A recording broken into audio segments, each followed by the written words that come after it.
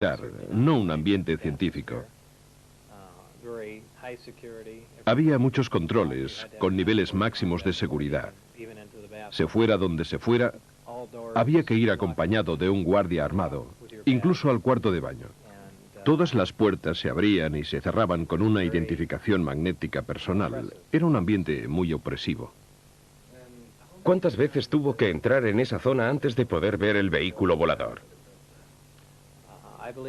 Creo que 2 o 3, quizá 2 días antes de poder verlo. ¿Qué sintió la primera vez que vio el objeto? ¿Qué sentí? Bueno,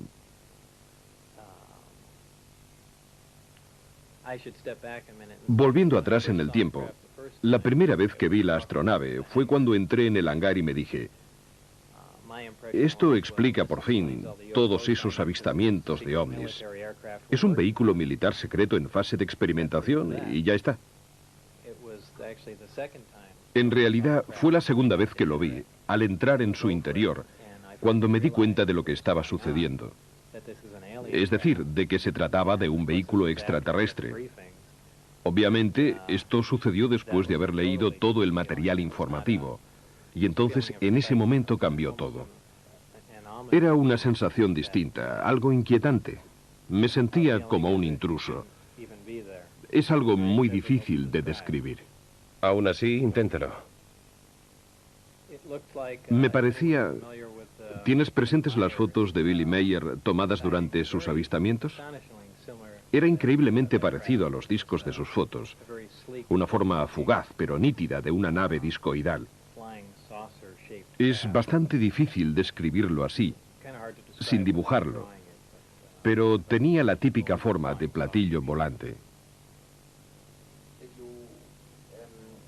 ¿De un solo tipo o de varios? En total había 9 platillos. Pero yo trabajé en ingeniería inversa solo con un objeto. Estaban en hangares separados y en cualquier caso eran todos visiblemente distintos. ¿Le dijeron alguna vez cómo habían sido recuperados por el cuerpo de inteligencia de la Marina? No, en absoluto. La gente ha sugerido varias hipótesis, que habían sido derribados o que habían caído, pero no parecían dañados y por consiguiente tengo serias dudas sobre dichas hipótesis. ¿Nos puede describir el interior? Es muy simple. Existe un solo color dominante, un gris peltre. El exterior es también de este mismo color. No tiene aristas. En el interior, todo el equipamiento tiene una forma redondeada, incluso los asientos y los espacios para los amplificadores.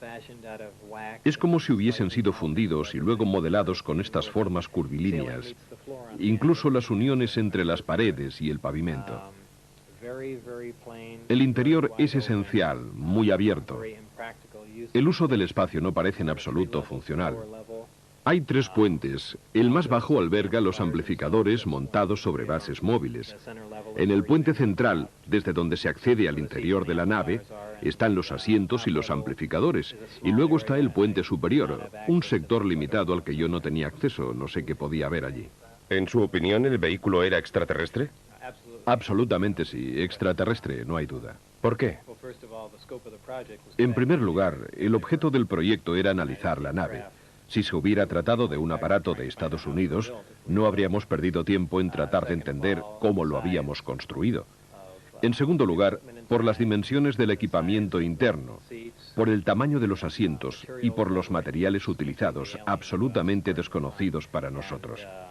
Y por último, por el carburante, el elemento 115, que en realidad no existe. Estos datos han de sumarse a las informaciones que me fueron facilitadas, en las cuales se indicaba claramente que se trataba de una nave extraterrestre. ¿Le dijeron cómo funcionaba el sistema de propulsión? Formaba parte de mi trabajo de ingeniería inversa, es decir, debíamos averiguar el funcionamiento del sistema de propulsión. Habían realizado ya algunos progresos, pero no sé exactamente desde cuándo se encontraba allí la nave, si llevaban 1 o 10 años analizándola. En cualquier caso, con pocos progresos. El sistema es impresionante.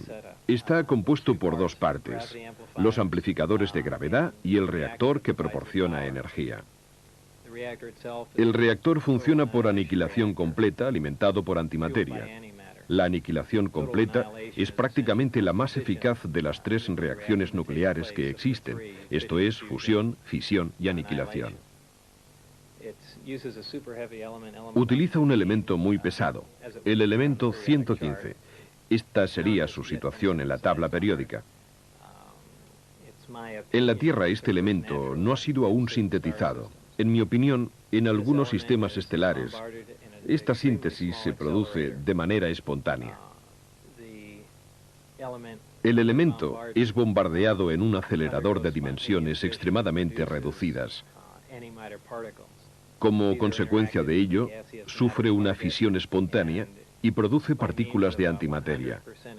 Estas, gracias a un dispositivo termoeléctrico con una eficacia del 100%, interactúan con la materia gaseosa y se transforman en electricidad. Ahora bien, la primera ley de termodinámica viene a decir que la eficacia al 100% para cualquier dispositivo eléctrico es bastante imposible, ya que se producen dispersión de calor y otras pérdidas de esta índole. Pero yo, en este sistema, no las detecté. Es una tecnología absolutamente asombrosa. La increíble cantidad de energía que genera el sistema alimenta los amplificadores y, como producto secundario del bombardeo del elemento 115, se genera un fenómeno interesantísimo, es decir, una onda especial, la denominada gravitacional A. Esta onda viaja de un modo muy similar a las microondas. Se aplica a los amplificadores gravitacionales y mediante la corriente eléctrica generada por el reactor es amplificada y enfocada. La señal amplificada de este modo se torna ligeramente afásica y gracias a esto es posible atraer o rechazar cualquier cuerpo gravitacional. El vehículo es capaz de despegar, incluso utilizando un solo amplificador.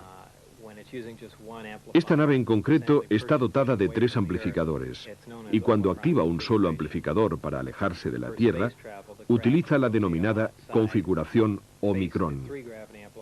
Para viajar por el espacio, la nave gira sobre un lado, enfoca los 3 amplificadores en un único punto situado a enorme distancia, y luego se imprime máxima potencia a los amplificadores y al reactor. Prácticamente estiran el tejido del espacio, distorsionan el espacio-tiempo y lo atraen hacia la nave, que de esta manera se halla en condiciones de cubrir enormes distancias en un lapso de tiempo prácticamente nulo. La nave no se desplaza de manera lineal porque distorsiona el espacio. El propio tejido del espacio y por consiguiente también los campos gravitatorios y el tiempo están estrechamente ligados. Cuando se distorsiona un campo gravitatorio, se distorsionan también el espacio y el tiempo. Estas son cosas que sabemos desde hace tiempo, solo que no contamos con la posibilidad de comprobarlas. Aparentemente esta civilización las ha llevado a la práctica. ¿Y ustedes han conseguido alguna vez poner en vuelo alguno de estos vehículos? Se realizaron muchos ensayos, pero no fuera de la atmósfera. Eran vuelos cortos, a baja altura.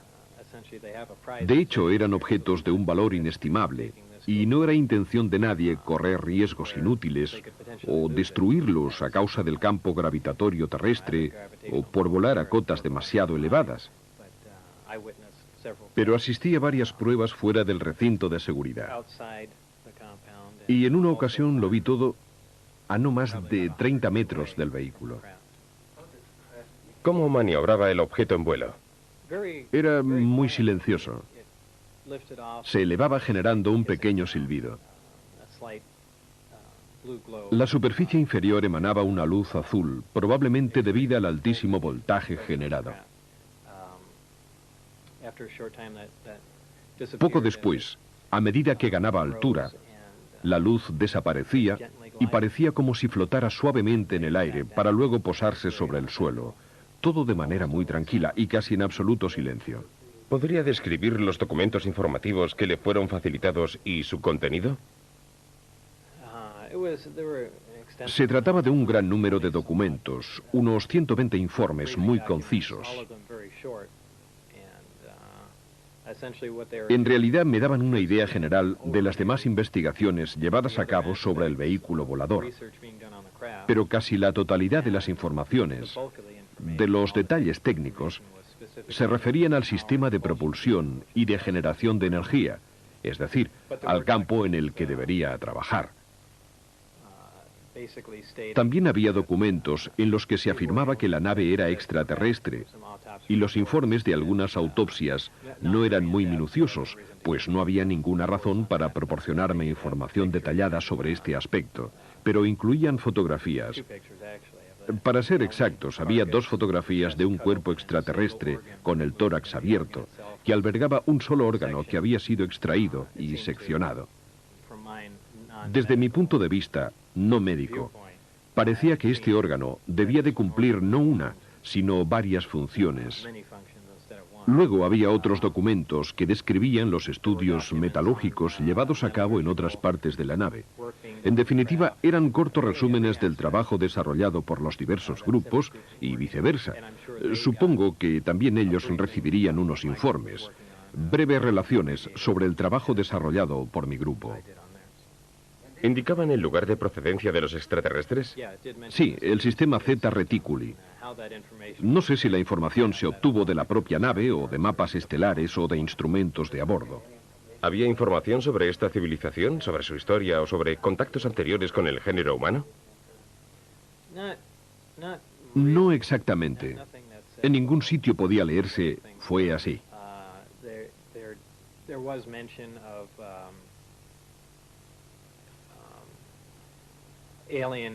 Se hacía referencia a una intervención extraterrestre que se había producido en el pasado, hace muchísimos años, millones de años. En cuanto a los documentos que pude consultar, aunque repito que eran relaciones muy sintéticas, resúmenes documentales, no sé si eran auténticos o falsos. Solo puedo hacer suposiciones. No obstante, las informaciones sobre el sistema de propulsión eran todas verdaderas, estoy seguro, porque trabajaba en ello. Por lo demás, solo se hacía mención de un contacto con la Tierra que se había producido hacía más de 10.000 años, de alteraciones genéticas que habían dado lugar a un ser simiesco y otras declaraciones de esta índole. ¿Ha visto alguna vez de cerca un alienígena vivo o muerto? No, solo en fotografías. En varias ocasiones he declarado que al cruzar una determinada zona, miré por una ventana y vi algo pequeño, pero no digo que fuera el cuerpo de un extraterrestre. Es inútil adelantar conclusiones y decir, seguramente vi un extraterrestre, porque podía tratarse simplemente de un maniquí creado como modelo en función de sus peculiaridades corporales y de las dimensiones de los asientos. Y por consiguiente, insisto en que en realidad no vi ningún cuerpo vivo en movimiento. Como principio, respondo que no. ¿Por qué le eligieron a usted para este trabajo? Es muy difícil responder, no sabría hacerlo. Seguramente como físico no soy el más cualificado, por tanto no tengo la menor idea. Por otro lado, puede ser que se sintieran frustrados porque no conseguían dar más pasos adelante. Hacía ya mucho tiempo que no lograban avanzar en sus investigaciones. O quizá quisieran una persona nueva, alguien que pudiera ver las cosas de forma distinta. Y por otra parte, yo tengo fama de ser así. ¿Por qué decidió divulgar estas informaciones? ¿Cuándo? ¿Por qué? Resulta difícil responder. Hay varias razones. Por ejemplo, por las presiones que he sufrido. O por mi seguridad personal. Y también porque es injusto que sobre estas informaciones se mantenga una cerrada reserva.